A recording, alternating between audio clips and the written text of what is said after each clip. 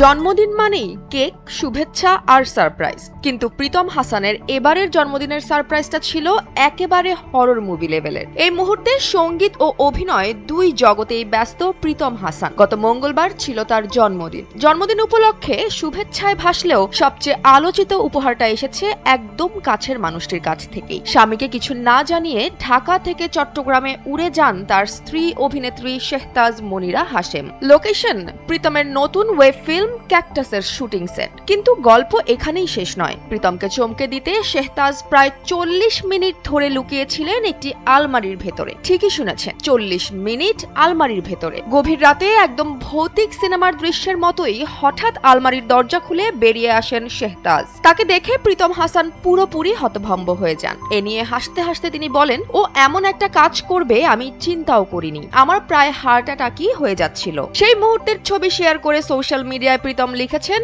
এটা ছিল তার জীবনের সবচেয়ে বড় আর সবচেয়ে ভয়ঙ্কর সারপ্রাইজ। তবে নেটিজেনরা বলছেন, ভালোবাসা যদি এমন হয় তাহলে ভয় পেলেও স্মৃতি কিন্তু আজীবনের। উল্লেখ্য, বিয়ের পর অভিনয় থেকে বর্তমানে অনেকটাই দূরে আছেন শেহতাজ।